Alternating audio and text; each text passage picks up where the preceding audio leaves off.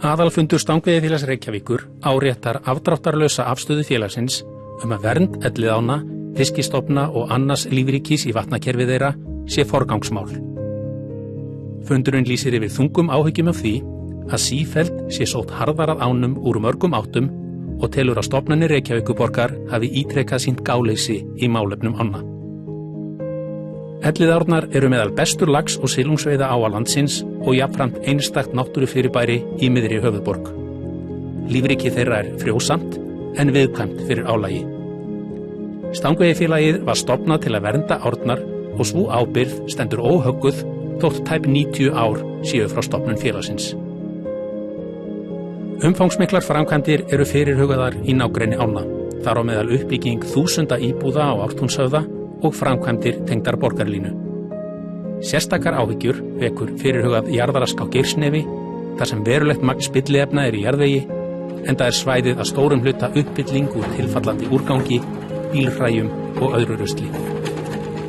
Fundurinn áréttar mikilvægi þess að á engan hátt sé gengið gegn sjálfbærni lífríkisins í boðuðum framkvæmdum og öðrum sem síðar getu orðið. Það á einnig við skipulag og mögulegar framtíðar framkvæmdir á áhrifasvæði efsta hluta vatnakerfis Elliðána, þar með taldar árnar sem renna í Elliðavatn og vatnið sjálft.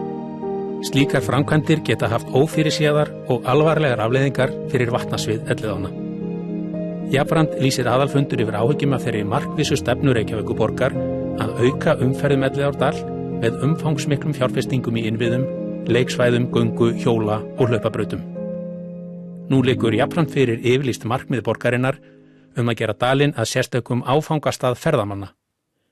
Fundurinn varar við að slík þróun án fullnægjandi varúðar og stýringar geti ógnað viðkvæmu jafnvægi ána. Fundurinn gagnrýnir einnig að brúm yfir Elliðár fjölgi stöðugt án þess að nægilegt tillit sé tekið til lífríkis og fiskgöngu við hönnun mannvirkja. Nú þegar liggja 14 brýr yfir veiðisvæði Elliðána frá Ósi að stíflu við Elliðavatn og að minnstakosti 2 til viðbótar eru í burðarliðnum yfir góð en viðkvæm veiði og hvíldarsvæði fisks í ánni. Stangveiðifélagið telur nóg komið af slíkum framkvæmdum og hvetur Reykjavíkurborg til að falla frá áætlunum frekari brúasmíði. Jafnframt mikilvægt að endurhanna í sumum tilvíkum lýsingu á nýlegum brúm sem varpar mikilli birtu ofan í viðkvæm ársvæði. Aðalfundur telur ósamræmi felast í því að Reykjavíkurborg tali ágæti og fágæti Elliðána á tyllidögum en sýni fiskistofnum og vernd ána ekki nægilega athygli í daglegri ákvarðanatöku. Aðalfundur Stangveiðifélags Reykjavíkur hvetur Reykjavíkurborg og aðra ábyrgðaraðila til að stíga varlega til jarðar í málefnum ána. Þær eru ekki aðeins útivistarsvæði heldur lifandi og viðkvæmt vistkerfi sem hefur þjóðlegt og alþjóðlegt gildi. Tryggja verður að komandi kynslóðir geti notið ána með þeim gæðum sem þær búa yfir í dag og fiskistofnar fái dafnað ókomna tíð.